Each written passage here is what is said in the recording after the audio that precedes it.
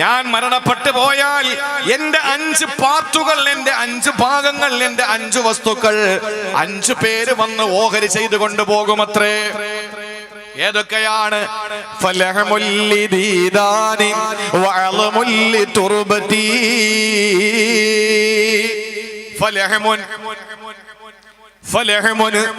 നമ്മൾ ഏറ്റവും കൂടുതൽ മറ്റുള്ളവരുടെ മുമ്പിൽ നല്ല സൗന്ദര്യത്തോടു കൂടി കാണുന്നു, ആളുകൾ പിന്നാലെ കൂടുന്നു. നമ്മുടെ സൗന്ദര്യത്തിന്റെ അല്ലെങ്കിൽ നമ്മുടെ ശരീരത്തിന്റെ ആകാര സൗഷ്ഠവത്തിന്റെ മുമ്പിൽ ആളുകളൊക്കെ പകച്ചു നിൽക്കുന്നു. നല്ല രൂപലാവണ്യം തന്നു, നല്ല ഭംഗി തന്നു, നല്ല സൗന്ദര്യം തന്നു. നമ്മൾ അങ്ങനെ നമ്മുടെ ശരീരത്തെ ഇങ്ങനെ മേക്കപ്പ് ചെയ്തുകൊണ്ട് നടക്കുകയാണ്. 90 വയസ്സായ ആളുകളും പറയുന്നത് ഇപ്പോഴും കണ്ടാൽ 25 വയസ്സാണ് എന്നൊക്കെ പറയുമ്പോ കോടിക്കണക്കിന് രൂപ കൊടുത്തിട്ട് ഇങ്ങനെ മസിലൊക്കെ ഉരുട്ടിക്കയറ്റി റെഡിയാക്കി നല്ല ജിംനാഷ്യത്തിലൊക്കെ പോയി കൃത്യമായി നമ്മളിങ്ങനെ മസിലൊക്കെ പിടിച്ചിങ്ങനെ നടക്കുകയാണ്. എന്റെ പ്രിയപ്പെട്ട സഹോദരങ്ങളെ, മരണപ്പെട്ടു പോയാൽ ഈ ശരീരം ആർക്കാന്നറിയോ? ഈ ശരീരം ആർക്കാ? നല്ല മട്ടനും നല്ല ബീഫും നല്ല ചിക്കനും എല്ലാം ഒക്കെ തിന്ന് നല്ല റെഡിയാക്കി നമ്മൾ ഇങ്ങനെ നമ്മുടെ ശരീരത്തെ പാകപ്പെടുത്തി നല്ല റെഡിയാക്കി ഇങ്ങനെ വെച്ചിരിക്കുന്നു. എന്തിനാണിത്? ആർക്ക് വേണ്ടിയാണ്? സഹോദരാ, നിന്റെ ശരീരത്തിന്റെ മാംസളമായ ഭാഗമുണ്ടല്ലോ, ഈ തുടിക്കുന്ന ശരീരമുണ്ടല്ലോ, ഈ ആകാര സൗഷ്ഠവമുണ്ടല്ലോ, ഇതെല്ലാം പുഴുക്കൾ തിന്നുകൊണ്ട് പോകും. എന്റെ പ്രിയപ്പെട്ടവരെ, ഇതെല്ലാം പുഴുക്കൾക്കുള്ളതാണ്, ഇതെല്ലാം പുഴുക്കൾക്കുള്ളതാ. പക്ഷേ ഒരു മനുഷ്യന്റെ ശരീരം പുഴുക്കൾ തിന്നാൽ അതിന്റെ ചില ഭാഗങ്ങൾ പുഴുക്കൾക്ക് തിന്നാൻ പറ്റാതെ ബാക്കിയിടുന്നു. അത് ഏതെന്നറിയോ? അത് നമ്മുടെ എല്ലുകളാണ്, എല്ലുകളാണ്. ആ എല്ലുകൾ ആർക്കാണെന്നറിയോ? മനുഷ്യന്റെ എല്ലുകളെ ചിതല് തിന്നുമെന്നാണ്, മനുഷ്യന്റെ എല്ലുകളെ ചിതല് തിന്നുമെന്നാണ് എന്ന് പറഞ്ഞാൽ സഹോദരങ്ങള് മണ്ണോട് ചേർന്ന് പോകുമെന്നാണ്. ഒരു മനുഷ്യന്റെ എല്ല് അതാ ചിതൽ പുറ്റുകൾ കൊണ്ടുപോയി അവന്റെ ശരീരം മുഴുവനും കൊണ്ടുപോയത് പുഴുക്കളാണ്. മൂന്നാമത് നമുക്കെന്താ ഉള്ളത്? അമലുകളല്ലേ.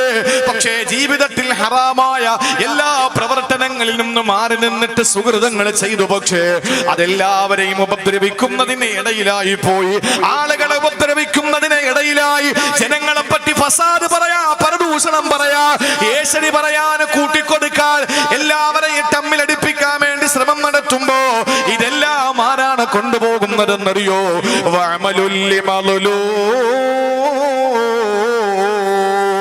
അവന്റെ സുഹൃതങ്ങളല്ല, അവൻ ആരെയാണോ ആക്രമിച്ചത് അവർ കൊണ്ടുപോവുകയാ. ഞാൻ നിങ്ങളിൽ ഒരാളെ പറ്റി പരദൂഷണം പറഞ്ഞാൽ എന്റെ നമസ്കാരം എടുത്ത് നിങ്ങൾക്ക് തരുമെന്നാണ്. വേറെ ഒരാളെ പറ്റി ഞാൻ ഏശനി പറഞ്ഞു, എന്റെ ഈ ഇബാദത്ത് നോമ്പെടുത്ത് അവന് കൊടുക്കുമെന്നാണ്. എന്നാൽ പ്രിയപ്പെട്ടവരെ, ഞാൻ ചിലരെ പറ്റിയിട്ട് എന്തൊക്കെയോ ഇല്ലാത്തത് പറഞ്ഞു. എന്നാൽ എന്റെ എല്ലാ സദഖയും എടുത്ത് അവര് കൊടുക്കുകയാണ്.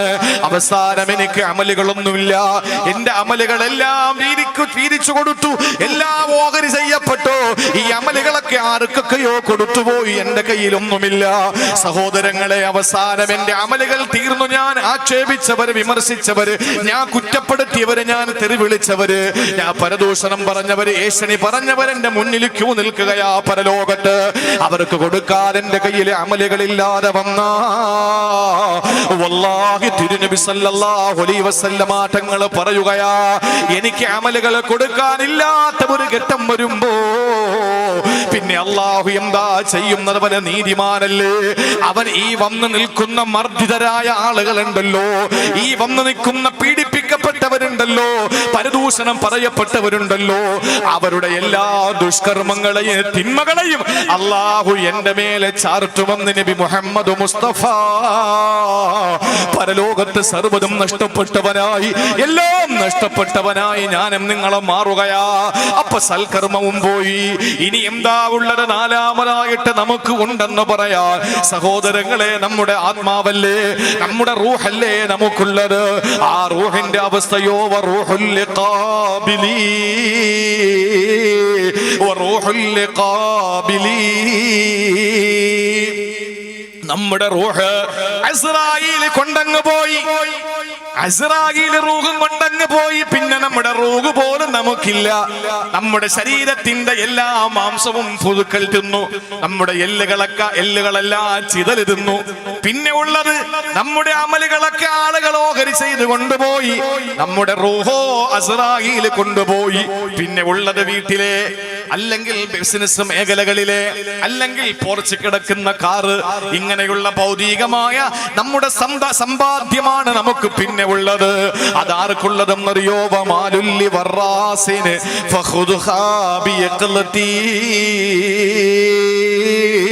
നിന്റെ സമ്പാദ്യം മുഴുവൻ കൊണ്ടുപോകുന്നതാരാണ്? നിന്റെ അനന്തരവന്മാരാ കൊണ്ടുപോവുക. നിന്റെ അനന്തരാവകാശികൾ കൊണ്ടുപോകും നിന്റെ സമ്പാദ്യം മുഴുവനും. ഇനി പറ, നമുക്കെന്തുണ്ട്? ഒരു നിമിഷം ഒന്ന് ചിന്തിക്കണം. എപ്പോഴെങ്കിലും സമയം കിട്ടുമ്പോ ഒറ്റക്കിരുന്ന് ഇടനെഞ്ചിലേക്ക് കൈവച്ച് ഒന്ന് ആത്മാർത്ഥമായി ഒന്ന് ചിന്തിക്കണം. എന്ത് പടച്ചവനെ, എനിക്കെന്തുണ്ട്? ഞാൻ മരണപ്പെട്ടു പോയ എൻ്റെ വീട്ടുകാരെല്ലാം കൂടി എന്റെ വസ്ത്രം, എന്റെ മുണ്ട്, എന്റെ ജുബ്ബ, എന്റെ തുണി എല്ലാം എടുത്ത് എന്റെ സുഹൃത്തുക്കൾ കൊടുക്കും. വീട്ടിൽ വെച്ചിരിക്കുന്നതിന്റെ ആവശ്യമില്ല, എല്ലായിടത്തും അങ്ങോട്ട് കൊടുക്കുക.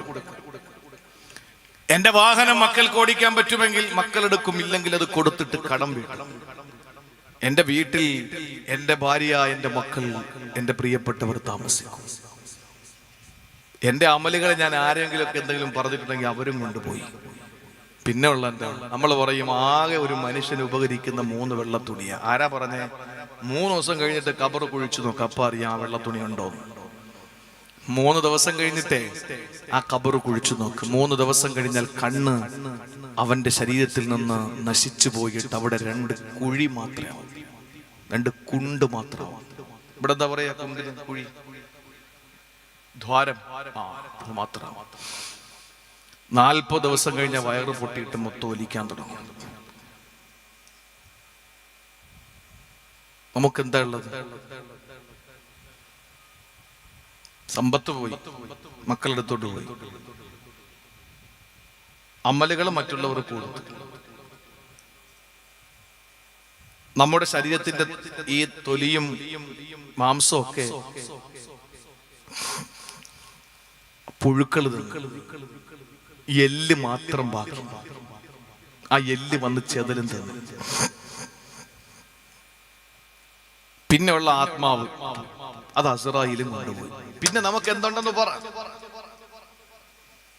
എന്താ നമുക്കുള്ളത്? ഇപ്പോഴും നമ്മളെ നടത്തം കണ്ടാൽ എന്തോ ഭയങ്കര സെറ്റപ്പാണ്, ഭയങ്കര ഒരു വല്ലാത്ത ഇതാണ്. ഒന്നുമില്ല സഹോദരങ്ങളെ, ഒന്നുമില്ല. ഇത്രയും ദുർബലൻ. അള്ളാഹുവിന്റെ സൃഷ്ടികളിൽ ഏറ്റവും ആദരിക്കപ്പെട്ടവൻ മനുഷ്യനാണ്. പക്ഷേ ഇത്രയും ദുർബലനായത് മനുഷ്യൻ മാത്രമല്ലേ? ഒന്നിനും ഒരു കഴിവില്ലാത്തവൻ. ഇപ്പൊ ഞാൻ കൈ ഉയർത്തുന്നു, ഞാൻ എന്റെ ശബ്ദം പുറപ്പെടുവിക്കുന്നു, ഞാൻ എന്റെ കാലുകൊണ്ട് നിന്ന് പ്രസംഗിക്കുന്നു. അള്ളാഹുവിന്റെ തീരുമാനം വന്നാൽ, എന്റെ നാവ് ചലിക്കാത്തൊരു സാഹചര്യം വന്നാൽ പടച്ചവൻ കാത്തുരക്ഷിക്കട്ടെ. എന്റെ കൈ ഉയരാത്തൊരു സമയം വന്നാൽ, എന്റെ കാല് ചലിക്കാത്തൊരു സമയം വന്നാൽ, പിന്നെ ആർക്ക് വേണം നമ്മളെ? ഇത്രയേ ഉള്ളൂ മനുഷ്യനെന്ന് പറഞ്ഞാൽ. അതുകൊണ്ട് നമ്മൾ സ്നേഹിക്കേണ്ടത് സൽക്കർമ്മങ്ങളെയാണ്. പക്ഷേ ആ സൽക്കർമ്മങ്ങൾ ചെയ്യുമ്പോൾ ആരെയും ഉപദ്രവിക്കാതെ വേണം, പരദൂഷണം പറയാതെ വേണം നമ്മൾ അമലുകൾ ചെയ്യാൻ. ആരെ പറ്റിയും ഒന്നും പറയാൻ പാടില്ല. മാന്യമായി അള്ളാഹുവിന് വേണ്ടി സുഹൃതങ്ങൾ ചെയ്തുകൊണ്ടാകണം എന്റെ പ്രിയപ്പെട്ടവരെ ജീവിക്കേണ്ടത്. 1 മണിക്കൂർ പിന്നിടുമ്പോൾ ഞാൻ എന്റെ പ്രിയപ്പെട്ട സഹോദരങ്ങളോട് രണ്ടാമത്തെ കാര്യത്തിലേക്ക് കടക്കുകയാണ്. 8 കാര്യങ്ങളാണ് 33 വർഷം കൊണ്ട് ശഖീഖുൽ ബൽഖിയിൽ നിന്ന് ഹാത്തമുൽ അസ്സം റളിയല്ലാഹു തആല അൻഹു പഠിച്ചതെങ്കിൽ, അള്ളാഹു വിരിവെക്കുമെങ്കിൽ, പടച്ചതമ്പുരാന് തൗഫീഖ് തരുമെങ്കിൽ മറ്റൊരവസരത്തിൽ നമുക്ക് ബാക്കി പറയാ. ഞാൻ പകുതി പറഞ്ഞു വെച്ചിട്ട് പോകുന്നതല്ല, ഒരു ക്ലൈമാക്സിന് വേണ്ടിയിട്ട് ഞാൻ എന്തോ ബാക്കി വെച്ചിട്ട് പോകുന്നതല്ല. പിന്നെയോ പറയാൻ നമുക്ക് സമയമില്ല സഹോദരങ്ങളെ, പറയാൻ നമുക്ക് സമയമില്ല. എന്നാൽ മഹാനായ ഹാത്തമുൽ അസ്സം റളിയല്ലാഹു തആല അൻഹു 33 വർഷക്കാലം കൊണ്ട് 8 മസ്അലകൾ പഠിച്ചെങ്കിൽ ശഖീഖുൽ ബൽഖി തങ്ങളോട് പറയുന്നു, ഞാൻ രണ്ടാമത് പഠിച്ചതെന്തെന്നറിയോ? നളറതു ഫീ ഖൗലില്ലാ, അള്ളാന്റെ വിശുദ്ധമായ ഖുർആൻ ഞാനൊന്ന് പരിശോധിക്കുമ്പോ അതിലൊരായത്ത് ഞാൻ കണ്ടു ഉസ്താദ്.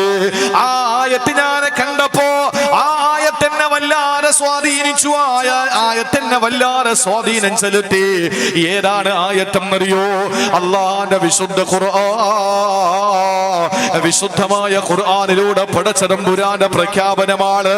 അള്ളാഹു പറയുകയാണ്, വഅമ്മാ മൻ ഖാഫ മഖാമ റബ്ബിഹി വനഹൻ നഫ്സ അനിൽ ഹവാ ഫഇന്നൽ ജന്നത ഹിയൽ മഅവാ.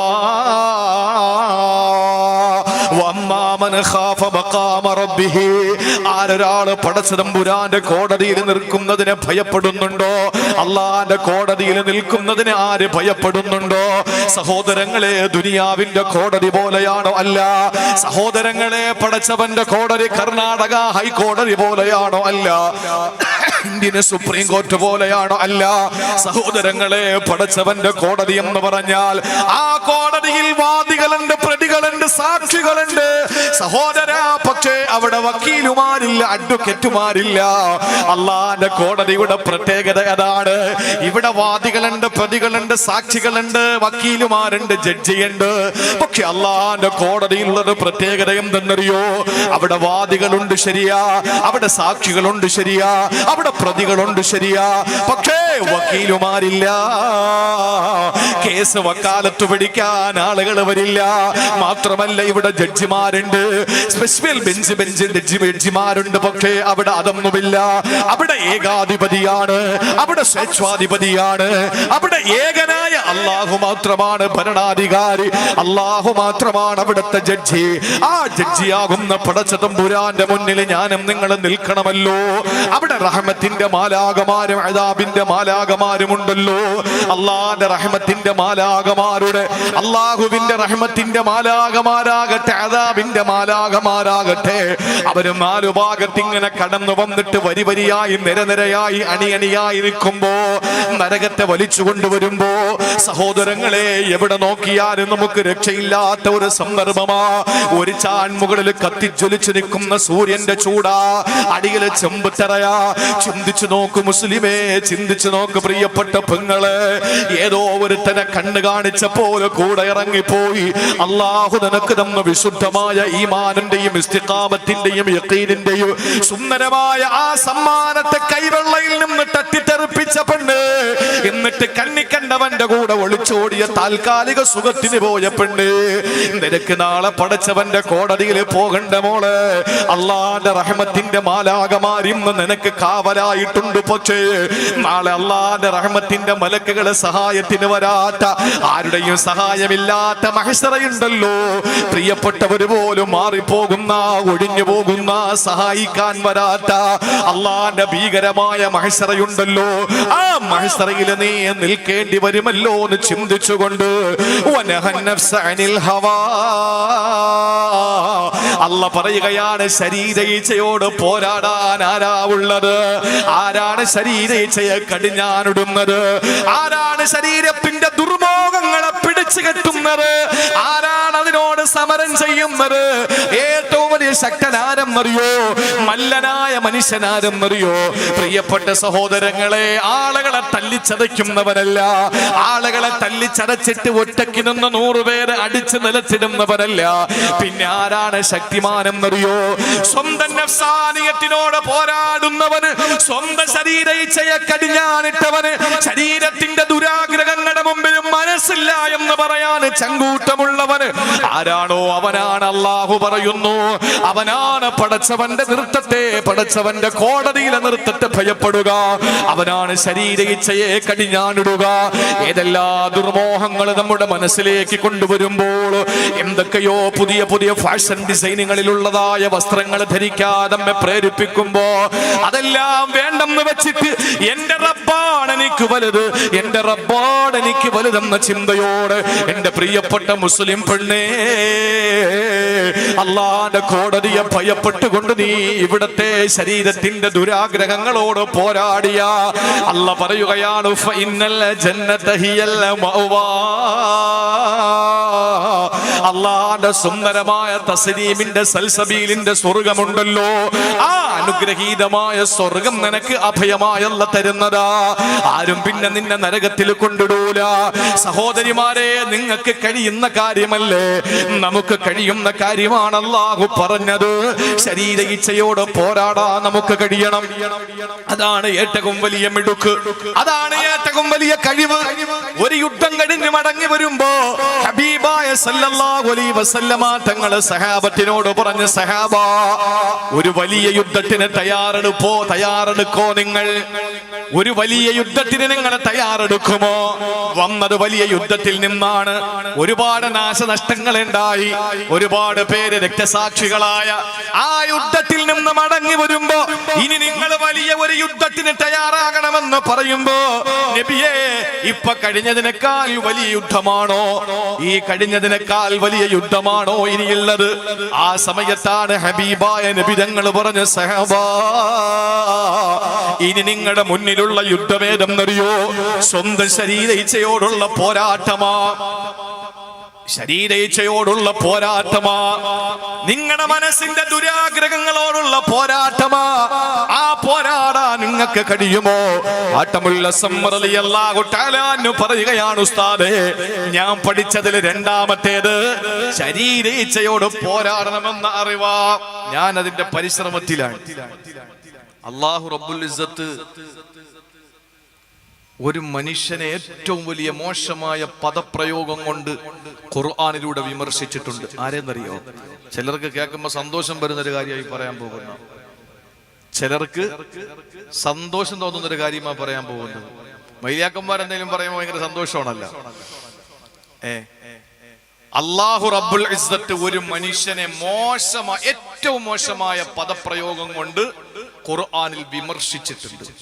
അതാരെയാണ്? എന്താ കാര്യം? അള്ളാഹു മനസ്സിലാക്കാനുള്ള തൗഫീഖ് തരട്ടെ.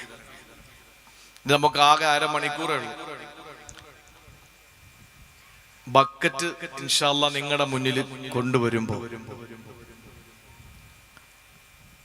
നല്ല നിയ്യത്തോടു കൂടി, ഇൻഷാ അല്ലാഹ് നല്ല മനസ്സോടുകൂടി. ഞാനിപ്പോ സിയാറത്തിന് പോകുമ്പോ ആ 7 ക്ലാസ് റൂമിന്റെ പണി ഏകദേശം ഒരു 70% അല്ലേ, ഒരു 70%, 70% പണി കഴിഞ്ഞു. ഇനി ഒരു 30% കൂടി ബാക്കിയാണ്. വളരെ അഭിമാനം തോന്നി, അൽഹംദുലില്ലാ. നിങ്ങൾ ചില സ്ഥലത്ത് ചെന്നാൽ വീടൊക്കെ മനോഹരമായിരിക്കും പലരുടെയും. മദ്രസ ഒരു കാണാനൊരു സുമാറുണ്ടാവും. പൊളിഞ്ഞു വീടാറായ കെട്ടിടം അൽഹംദുലില്ലാ വളരെ തലയെടുപ്പോടുകൂടി നമ്മുടെ മദ്രസ കെട്ടിടത്തിന്റെ പണി പുരോഗമിക്കുകയാണ്. കോവിഡിന് മുമ്പ് പ്രസംഗിച്ചപ്പോൾ കുറേ സംഭാവനകൾ നിങ്ങൾ തന്നിരുന്നു. എന്റെ പ്രിയപ്പെട്ട സഹോദരങ്ങളെ, ഇപ്പോ ഞാനത് പിന്നെ പറയാം. ഇപ്പോ ഇതിന്റെ ചെലവുകൾക്ക് നിങ്ങളുടെ മുന്നിൽ ഒരാളും പോകരുത്, എല്ലാവരും ഇവിടെ തന്നെ ഇരിക്കണം. വാപ്പ കാണാതെ സിനിമയ്ക്ക് പോയവൻ ഇന്റർവെല്ലാം പണിയിട്ട് ഓടുന്നൊരു സ്വഭാവമുണ്ട്, അത് ചെയ്യരുത്. ബക്കറ്റ് നിങ്ങളുടെ മുന്നിൽ കൊണ്ടുവരും ഇൻഷാ അല്ലാഹ്. ഇങ്ങോട്ട് വാ, ഉദ്ഘാടനം ചെയ്തു. അപ്പോ ആ ബക്കറ്റിൽ നിങ്ങൾ ഇതിന് ആവശ്യമായ ചെലവുകൾക്ക് ആവശ്യമായ പൈസ,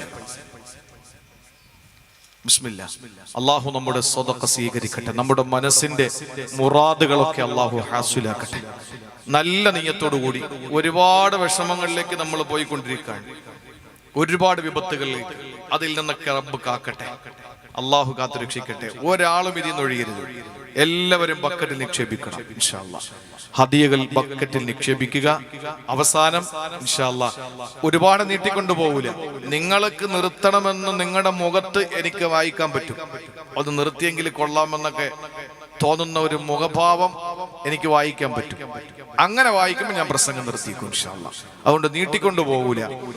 സഹോദരങ്ങളെ, ഒരു മനുഷ്യന് അള്ളാഹു ഏറ്റവും മോശമായ പദപ്രയോഗം കൊണ്ട് ഖുർആനിൽ വിമർശിച്ചു. കള്ളുകുടികനായ ഒരു മനുഷ്യനെ പോലും ഇങ്ങനെ അള്ളാഹു വിമർശിച്ചിട്ടില്ല. മദ്യപാനിയെ, വ്യഭിചാരിയെ പോലും അള്ളാഹു ഇത്രത്തോളം മോശമായ പദപ്രയോഗം കൊണ്ട് അള്ളാഹു ആക്ഷേപിച്ചിട്ടില്ല. എന്തിനേറെ സുബ്ഹാനല്ലാഹ്, ശൈത്താനെ പോലും, ശൈത്താന് ശപിക്കപ്പെട്ടവനാണ്, അള്ളാഹുവിന്റെ ശത്രുവാണ്, നമ്മുടെ ശത്രുവാണ്, ശരിയാണ്.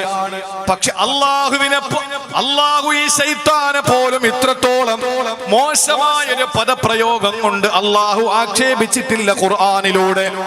എന്നാൽ എന്റെ പ്രിയപ്പെട്ട സഹോദരാ,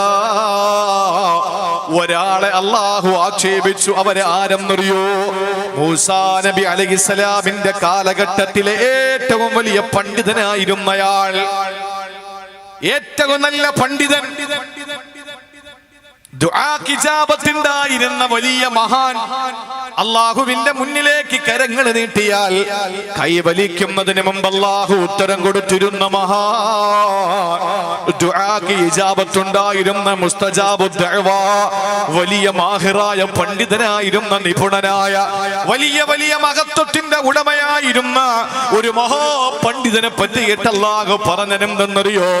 തൊട്ടാൽ 7 വെള്ളം കഴുകേണ്ട, അതിൽ ഒരു വട്ടം മണ്ണ് കൊണ്ട് കലർത്തിയ വെള്ളം കഴുകേണ്ട, ഐനുന്നയസായ, തൊടാനിറക്കുന്ന, കണ്ടാലറക്കുന്ന, വെറുക്കുന്ന വീടിന്റെ കോലായിൽ നിന്നാ തന്നെ ആ വീട്ടിൽ ബറക്കത്തില്ല എന്ന് ഹബീബ് പഠിപ്പിച്ച ഐനുന്നയസായ മായയില്ലേ, ദുഷ്ടശ്വാനനില്ലേ, പേപ്പട്ടിയില്ലേ, പേ പിടിച്ച നായയെ പോലെയാണെന്ന് അല്ലാഹു പരാമർശിച്ചു. ആരെയാ? ബൽഅമ ബിൻ ബഊറ, മഹാപണ്ഡിതനാണ്. സഹോദരങ്ങളെ, മുസ്തജാബു ദഅവയ, ചോദിക്കുന്നതൊക്കെ അല്ലാഹു കൊടുത്തിരുന്ന വലിയ മഹാൻ. ആ മഹാനു, ആ പണ്ഡിതനെ അല്ലാഹു തആല പരിചയപ്പെടുത്തിയ വാക്കേതാണ് മസലുഹു കമസലിൽ കൽബ്, അവന് നായയെ പോലെയാണ്, അവന് നായയെ പോലെയാണ്. ഒരു മദ്യപാനിയാണ് അങ്ങനെ പറഞ്ഞതെങ്കിൽ നമുക്ക് അംഗീകരിക്കാം. അതല്ല, ഒരു വ്യഭിചാരിയാണെങ്കിൽ അങ്ങനെ പറഞ്ഞതെങ്കിൽ നമുക്ക് മനസ്സിലാക്കാം. ഒരു ബഹുദൈവ വിശ്വാസിയാണ് അങ്ങനെ പറഞ്ഞതെങ്കിൽ നമുക്ക് ഉൾക്കൊള്ളാം.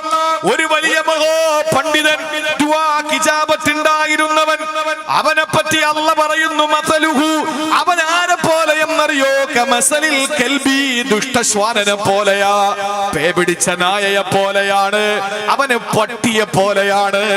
എന്താണ് അങ്ങനെ അല്ലാഹു പറഞ്ഞതെന്നറിയോ? ഇൽമില്ലാത്തത് കൊണ്ടല്ല, ഇൽമനുസരിച്ച് അമൽ ചെയ്യാത്തത് കൊണ്ടല്ല, അയാള് മോശപ്പെട്ട പ്രവർത്തനങ്ങൾ ചെയ്തത് കൊണ്ടല്ല, കള്ള് കുടിച്ചത് കൊണ്ടല്ല, വ്യഭിചരിച്ചത് കൊണ്ടല്ല, പലിശ വാങ്ങിയത് കൊണ്ടല്ല. അയാൾ അല്ലാഹു തആല കണ്ട തെറ്റേതെന്നറിയോ? വലാകിന്നഹു അഖ്ലദ ഇലൽ അർളി, ഭൂമിയിൽ അയാളോ മരിക്കാതെ എക്കാലവും ജീവിക്കുമെന്ന ഒരു തോന്നൽ വന്നത്രേ. ആ കൂട്ടത്തില് വത്തബഅ ഹവാ,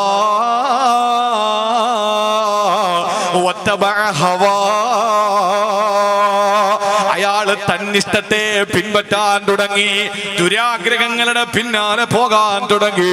മൂസാ നബി അലൈഹിസ്സലാമിനെതിരെ ദുആരക്കാർ ആരൊക്കെയോ വെച്ച് നീട്ടിയ എച്ചിൽ കൂന കണ്ടപ്പോ, ആരൊക്കെയോ വെച്ച് നീട്ടിയ വേസ്റ്റ് കണ്ടപ്പോ, ദുനിയാവിന്റെ ഭൗതിക സുഖാഡംബരങ്ങളെ കണ്ടപ്പോ, അല്ലാഹുവിന്റെ പരിശുദ്ധമായ തൗറാത്തിന്റെ പ്രബോധകനായ മൂസാ നബിയെ ആളുകളുടെ മുമ്പിൽ വെച്ച് ആക്ഷേപിച്ച് പ്രാർത്ഥിക്കാൻ തുടങ്ങിയപ്പോ അല്ലാഹു ആ മനുഷ്യനെ പറ്റി പറഞ്ഞ വാക്കേതാണ് മസലുഹു കമസലിൽ കൽബി,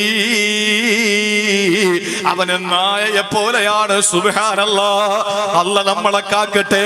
ഒരു വലിയ മഹാപണ്ഡിതന്റെ അധപ്പതനത്തിന്റെ കഥയാ ഞാൻ പറഞ്ഞത്. സഹോദരാ, ഒരു വലിയ പണ്ഡിതനാണ് ഇങ്ങനെ ആയതെന്ന് കേൾക്കുമ്പോ ആളുകൾ പറയും മൊയ്യാക്കന്മാരെ അല്ല പട്ടിയെ പോലെയാണ് ആക്കിയതെന്ന്. അല്ലടോ, എന്തുകൊണ്ടാണ് അതിൽ നിന്നും മനസ്സിലാക്കേണ്ട സന്ദേശം എന്നറിയോ? ഇനി വലിയ പണ്ഡിതനാണെങ്കിൽ പോലും, ഇനി വലിയ ആബിദാണെങ്കിൽ പോലും വലിയ പാണ്ഡിത്യത്തിന്റെ പരമോന്നതിയിൽ നിൽക്കുന്നവനാണെങ്കിൽ പോലും ശരീരയിച്ഛയെ പിൻപറ്റിയിട്ട് തന്നിഷ്ടത്തിന്റെ പിന്നാലെ നടന്നാൽ അവന് നായക്ക് തുല്യം തന്നെയാണ്. അള്ളാഹു നമ്മളെ കാക്കട്ടെ. തന്നിഷ്ടങ്ങളോട് പോരാടിയ സഹോദരങ്ങളെ, ആദ്യത്തെ 10 സെക്കൻഡ് നമ്മുടെ ജീവിതത്തിന്റെ ടേണിംഗ് പോയിന്റ് ആണ്. ആദ്യത്തെ 10 സെക്കൻഡ് എന്താണെന്നറിയോ? ആരാ ഒരു 10 സ്ക്വയർ ഫീറ്റ് തരുന്നതെന്ന് ഞാൻ ചോദിച്ചു. 1500 രൂപ ഒരു സ്ക്വയർ ഫീറ്റ്. 10 സ്ക്വയർ ഫീറ്റ് ആരാ തരുന്നത് എന്ന് ചോദിക്കുമ്പോ, ഒരു 15,000 രൂപ ആരാ തരുന്നതെന്ന് ചോദിക്കുമ്പോ, ആദ്യത്തെ 10 സെക്കൻഡിന്റെ ഉള്ളിൽ കൊടുക്കാം, അള്ളാഹുവിന്റെ ദീനല്ലേ, എനിക്ക് ഉണ്ടോ ഇല്ല അതൊരു വിഷയമല്ല, അതിനു മുമ്പ് റബ്ബ് എനിക്ക് തരും, ഞാൻ കൈപൊക്കുന്നു.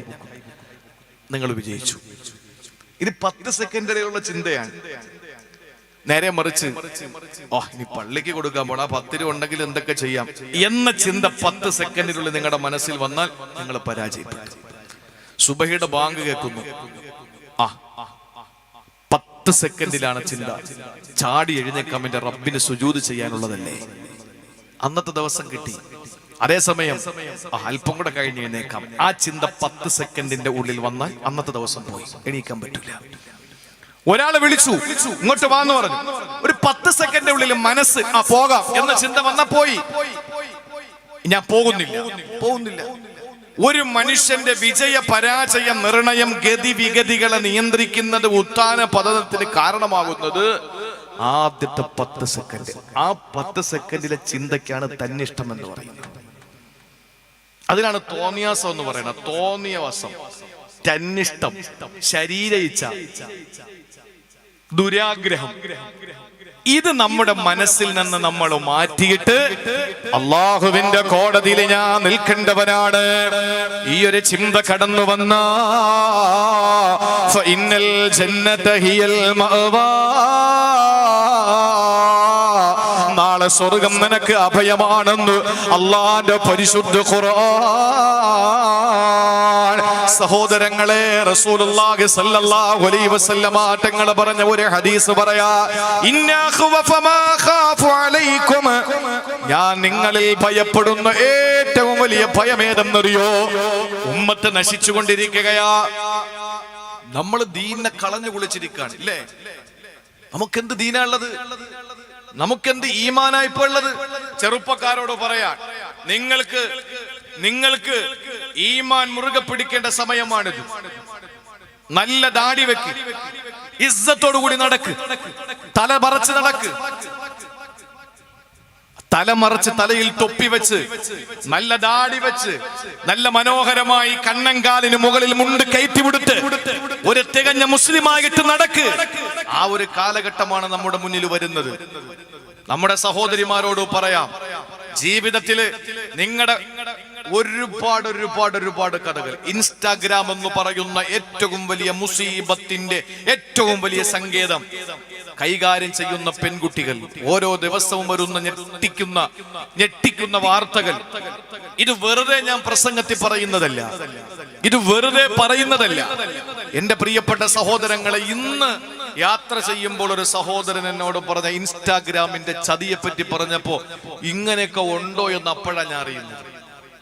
വല്ലാഹി സത്യം, ഇങ്ങനെയൊക്കെ ഉണ്ടോന്ന് ആലോചിച്ച് നോക്കിയേ. പെണ്ണുങ്ങൾ പുതിയ ഐഡി ഉണ്ടാക്കിയിട്ട് ഇൻസ്റ്റാഗ്രാമിലൂടെ ചെറുപ്പക്കാരെ വശീകരിച്ചിട്ട്, ഇത്ര രൂപ തന്നാൽ എന്റെ അക്കൗണ്ടിലേക്ക് അയച്ചു കഴിഞ്ഞാൽ ഞാൻ ശരീരത്തിന്റെ നഗ്നത വെളിവാക്കിയിട്ട് 10 മിനിറ്റ് നിന്നോടൊപ്പം വീഡിയോ കോളിൽ ചാറ്റ് ചെയ്യാമെന്ന് പറഞ്ഞ് 500 പേരിൽ നിന്ന് പൈസ വാങ്ങിയിട്ട് 50 പേരുടെ മുന്നിൽ നഗ്നത വെളിവാക്കും. ബാക്കി അവള് പറ്റിച്ചോണ്ടുപോകും. അപ്പോഴും നമുക്ക് പറ്റിക്കുന്നതിന്റെ വേദനയാണ്, മറ്റേ ഹറാമ് കാണുന്നതിന്റെ വേദനയല്ല. അല്ലെങ്കിൽ ഹറാമ് കാണേണ്ടി വന്നില്ലല്ലോ എന്ന സന്തോഷത്തിന്റെ പേരിലുള്ള, അല്ലെങ്കിൽ അതിന്റെ പേരിലുള്ള സന്തോഷമല്ല.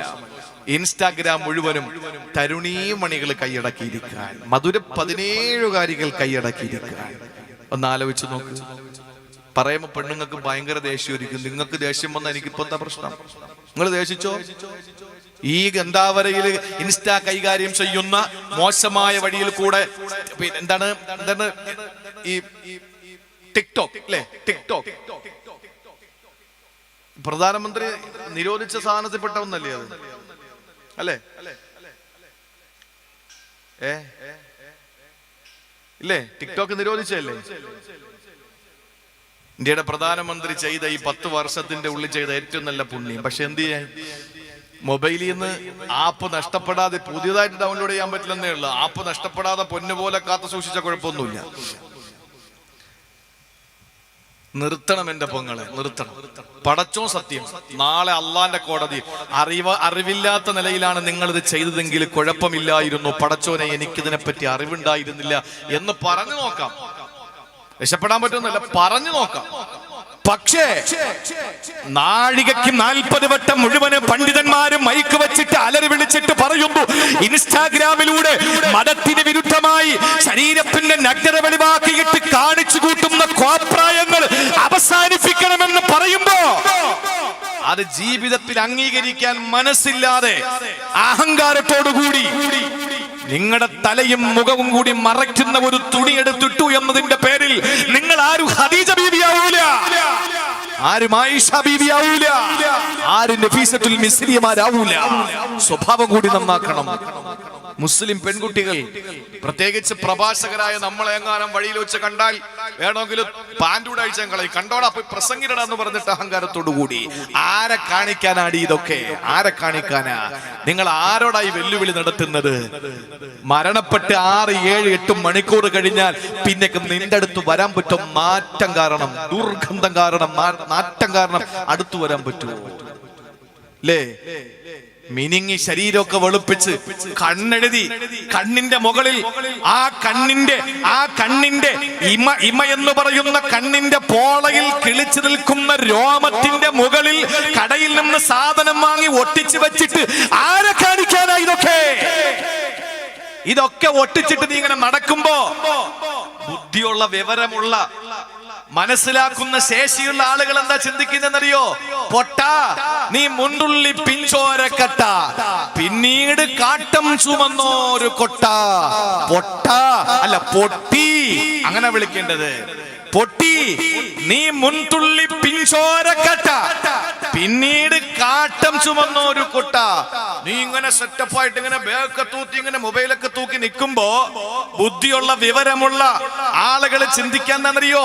ഇതൊന്നും ചിന്തിക്കാത്ത കഞ്ചാവ് വലിച്ചു കിടക്കുന്നവന്മാരാണ് നിന്നെയൊക്കെ വായി നോക്കി നിൽക്കുക.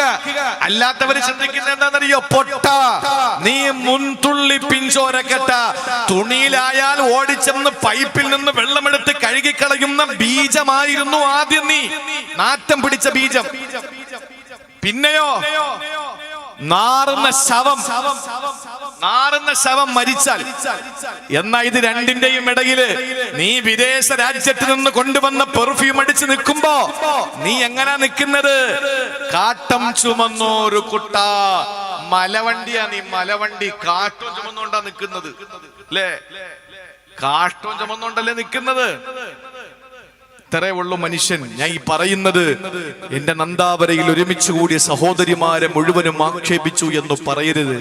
ഞാൻ പറയുന്നത് ടിക്ടോക്കിലൂടെയും ഫേസ്ബുക്കിലൂടെയും ഇൻസ്റ്റാഗ്രാമിലൂടെയും ഒക്കെ ഇന്ന് വളരെ സജീവമായി കൊണ്ടിരിക്കുന്ന, പ്രത്യേകിച്ച് കോവിഡിന്റെ കാലഘട്ടത്തിൽ ഏറ്റവും കുതിച്ചുയർന്നത് യൂട്യൂബാണ്. യൂട്യൂബ് ഒരു ഭാഗത്ത് യൂട്യൂബിന്റെ ദുആയും മജ്ലിസും സ്വലാത്തും ഓതലും, ഒരു ഭാഗത്ത് എങ്ങനെ പച്ചക്കറി ഉണ്ടാക്കാം, എങ്ങനെ ഇറച്ചി ഉണ്ടാക്കാം, ഞാൻ ഇന്ന് വീട്ടിൽ ഇറച്ചി ഉണ്ടാക്കിയത് ഇങ്ങനെയാണ്, ഞാൻ മീൻ പൊരിച്ചത് ഇങ്ങനെയാണ് എന്ന് പറഞ്ഞിട്ട് സഹോദരിമാർക്ക് യൂട്യൂബ് ചാനൽ വേറെ, അല്ലേ? ആ ഒരു തലത്തിലേക്ക് വന്നിട്ട് സമൂഹത്തിന്റെ മുമ്പിൽ സ്വയം അപഹാസ്യരാകുമ്പോ ഇതേ സംസ്ഥാനത്തെ ഒരു ഉടുപ്പി ജില്ലയിലെ, തീരദേശ പ്രദേശ ജില്ലയാകുന്ന ഉടുപ്പി ജില്ലയിലെ ഒരു കോളേജിൽ ഹിജാബ് ധരിച്ചുകൊണ്ട് കേറരുത് എന്ന് പറഞ്ഞപ്പോൾ പോടാ മാറി എന്ന് പറയാൻ ചങ്കൂറ്റം കാണിച്ചതും ഒരു പെണ്ണാണ്, അതും കന്നഡയിലെ പെണ്ണാണ്. അത് മനസ്സിലാക്കണം. നീ ഹിജാബ് ഇട്ടുകൊണ്ട് ഇവിടെ വരരുതെന്ന് പറഞ്ഞപ്പോ നിന്റെ അപ്പന്റെ വകയാണോ കോളേജ് എന്ന് ചോദിച്ച് തന്റെ സ്വത്വബോധത്തിന്റെ സംരക്ഷണത്തിന് വേണ്ടിയിട്ട് അടിപതറാതെ നിന്ന പെണ്ണും കർണാടകയിലെ പെണ്ണും. അള്ളാഹു മനസ്സിലാക്കാനുള്ള തൗഫീക്ക് തരട്ടെ. എന്തായാലും എനിക്ക് ഉറപ്പുണ്ട് അടുത്ത വർഷം എന്നെ വിളിക്കൂല. 1000 വട്ടം അൽഹംദുലില്ലാഹ് വിളിക്കണ്ട. ഇത്രയും പാടോട്ട് യാത്ര ചെയ്ത് വരാനും എനിക്ക് വയ്യ. ഇന്ന് ഉയിരോടുകൂടി അങ്ങ് വിട്ടാൽ മതി. ഇന്ന് കൊല്ലാതങ്ങ് വിട്ടാൽ മതി. സങ്കടം തോന്നുന്ന സഹോദരങ്ങളെ, ജീവിതത്തിൽ നമ്മൾ ഓരോ സഹോദരന്മാരെയും സഹോദരിമാരെയും മതത്തിന്റെയും ദീനിന്റെയും പേരിൽ വക്താക്കളായി നമ്മൾ മനസ്സിലാക്കിയിട്ട് ദീനീ ബോധമുള്ള ഒരു തലമുറ, ഒരു കുടുംബം, വളരെ സൂക്ഷ്മതയോടുകൂടി ജീവിക്കുന്ന ഒരു കുടുംബം, ആ കുടുംബം നിങ്ങൾ ചോദിക്കും, ഇന്നിപ്പോ ചോദിക്കുന്നതാ, ആണുങ്ങൾക്ക് ഇൻസ്റ്റാഗ്രാം ആകാമെങ്കിൽ പെണ്ണുങ്ങൾക്ക് എന്റെ ആയിക്കൂടാ എന്ന് ചോദിക്കുന്നു. ആണ് പെണ്ണ് പോലെയാണോ? പെണ്ണാണ് പോലെയാണോ? ആണുങ്ങൾക്ക് പല കാര്യങ്ങളും ഉണ്ടാകും അവരുടെ തൊഴിൽ സംബന്ധമായി. ഇനി സ്ത്രീകളിൽ തന്നെ പഠനത്തിനു വേണ്ടി, തൊഴിലിനു വേണ്ടി ഉപയോഗിക്കുന്നതിനൊന്നും എതിർപ്പില്ല. അതൊക്കെ നമ്മുടെ കാലഘട്ടത്തിന്റെ അനിവാര്യതയാണ്. പക്ഷേ ദുരുപയോഗം ചെയ്യരുത്. ആണുങ്ങൾ അങ്ങനെ ചെയ്യുന്നതിന്റെ പൊന്നാര പെങ്ങന്മാരെ, ആണുങ്ങൾ അങ്ങനെ നടക്കുന്നു, പിന്നെ അമ്മക്കും അത്ര എന്താ കുഴപ്പം, ഇന്നത്തെ മൊയിലാരെ മൊത്തം പെണ്ണുങ്ങൾ ആക്ഷേപിച്ചിട്ട് പോയല്ലോ എന്നൊക്കെ പറയുമ്പോ ഒന്നേ പറയാനുള്ളൂ, ആണുങ്ങൾക്കൊന്നും നഷ്ടപ്പെടാനില്ല, പെണ്ണുങ്ങൾക്ക് നഷ്ടപ്പെടാനേ ഉള്ളൂ. അതുകൊണ്ട് നിങ്ങൾ അത് നോക്കിയിട്ട് നടക്കരുത്. ആണുങ്ങൾക്കൊന്നും നഷ്ടപ്പെടാനില്ല. വേലി ചാടി പോയി ഒരുത്തി വിളിച്ചോണ്ട് വന്ന് അതിനെ കൊണ്ടാക്കി, വേറൊരുത്തി വിളിച്ചോണ്ട് വന്ന് അതിനെയും കൊണ്ടാക്കി, മൂന്നാമൊരുത്തി വിളിച്ചോണ്ട് വന്ന് അതിനെയും കൊണ്ടാക്കി നടന്ന് പെണ്ണ് കെട്ടുന്നവനും ഇവിടെ പെണ്ണ് കൊടുക്കാൻ ആളുണ്ട്. പക്ഷെ സ്വന്തം ഭർത്താവിന്റെ മുമ്പിൽ മോശമായ വാക്പ്രയോഗങ്ങൾ നടത്തിയിട്ട് വീട്ടിൽ നിന്ന് ത്വലാഖ് ചെല്ലപ്പെട്ട് വീട്ടിലിരിക്കുന്ന പെണ്ണിനെ ഒരു 100 ജന്മം കഴിഞ്ഞാലും ആരും സ്വീകരിക്കൂല. കാരണം തലവേദന പേടിച്ചിട്ട്. ശരിയാണ് പറയുന്നെങ്കിൽ നിങ്ങൾ അംഗീകരിക്കും, ഇല്ലെങ്കിൽ തള്ളിക്കളയും. അതുകൊണ്ട് തന്നിഷ്ടങ്ങളോട് നമ്മൾ പോരാടണം. ആ തന്നിഷ്ടങ്ങളോട് പോരാടിയിട്ട് നാളെ പടച്ചവന്റെ കോടതിയിൽ നിൽക്കുമെന്നുള്ള പേടി വേണം. വനഹൻ നഫ്സ അനിൽ ഹവാ ഫഇന്നൽ ജന്നത ഹിയൽ മഅവാ. അള്ളാഹുവിന്റെ കോടതിയിൽ നിൽക്കുന്നതിനെ ഭയപ്പെട്ടോ? അഷ്റഫുൽ ഖൽഖ് സല്ലല്ലാഹു അലൈഹി വസല്ലം പറയുകയാ, ഇന്നാ ഖവഫ മാ ഖാഫു അലൈക്കും, ഞാൻ നിങ്ങളിൽ ഏറ്റവും കൂടുതൽ പേടിക്കുന്നത് ശഹവാത്തുൽ ഗയ്യി, നിങ്ങളുടെ വഴികേടിലാകുന്ന വൈകാരികതകളെയാ. ഫീ ബുത്തൂനിക്കും, നിങ്ങൾ കഴിക്കുന്ന വിഷയത്തില്, വഫുറൂജിക്കും, നിങ്ങളുടെ രഹസ്യാവയവങ്ങളിലുള്ള വിഷയങ്ങളില്, വമുളില്ലാത്തിൽ ഹവാ, നിങ്ങളെ പിഴപ്പിച്ച് കളയുന്ന മോശമായ സ്വഭാവ വൈകൃതങ്ങള്, മോശമായ നിങ്ങളുടെ ദുരാഗ്രഹങ്ങള് നിങ്ങളെ പിഴപ്പിച്ച് കളയും മക്കളെ, പിഴപ്പിച്ച് കളയും മക്കളെ. അതുകൊണ്ട് ഞാനത് പേടിക്കുന്നു എന്ന് ത്വാഹാ നബി മുഹമ്മദ് മുസ്തഫ ബിശ്റുൽ ഹാഫി റളിയല്ലാഹു അൻഹുവിന്റെ വാക്കുകൂടി പറഞ്ഞുകൊണ്ട് ഞാൻ അവസാനിപ്പിക്കാം. ബിശ്റുൽ ഹാഫി റളിയല്ലാഹു തആല അൻഹു പറയുകയാണ്, സഹോദരാ, ജീവിതത്തിൽ നമുക്ക് എല്ലാവർക്കും ഓരോ നാശമുണ്ട്. അൽ ബലാഉ കുല്ലുഹു ഫീ ഹവാ, നിങ്ങളെ ഓരോരുത്തരുടെയും ദുരാഗ്രഹങ്ങളിലാണ്, ആഗ്രഹങ്ങളിലാണ്, നിങ്ങളുടെ ശരീരേച്ഛകളിലാണ് നിങ്ങൾക്കുള്ള സർവനാശവും ഇരിക്കുന്നത്. എന്നാൽ അതിൽ ശമനമുണ്ട്, മറുമരുന്നുണ്ട്. എന്തെന്നറിയോ? ഓ ശിഫാഉ കുല്ലുഹു ഫീ മുഖാലഫതിക ഇയ്യാ, എല്ലാ ദുരാഗ്രഹങ്ങളോടും എതിരാകുന്ന നല്ല ഒരു ശൈലിയുണ്ടല്ലോ, ആ ശൈലിയിലാണ് നിങ്ങളുടെ രോഗത്തിനും മറുമരുന്നുള്ളൊരു ശമനമുള്ളതത്രേ. അതുകൊണ്ട് സഹോദരങ്ങളെ, ശമനത്തിന് വേണ്ടി പ്രവർത്തിച്ചോ. അള്ളാഹു നമുക്കതിന് തൗഫീഖ് തരട്ടെ, അള്ളാഹു നമുക്കതിന് തൗഫീഖ് തരട്ടെ. ജീവിതത്തെ അള്ളാഹു തആല നമുക്ക് സന്തോഷത്തിന്റെ, ആനന്ദത്തിന്റെ, സന്തോഷത്തിന്റെ രാവുകളാക്കി പകലുകളാക്കി അള്ളാഹു മാറ്റട്ടെ. അള്ളാഹു നമ്മളെ അനുഗ്രഹിക്കട്ടെ.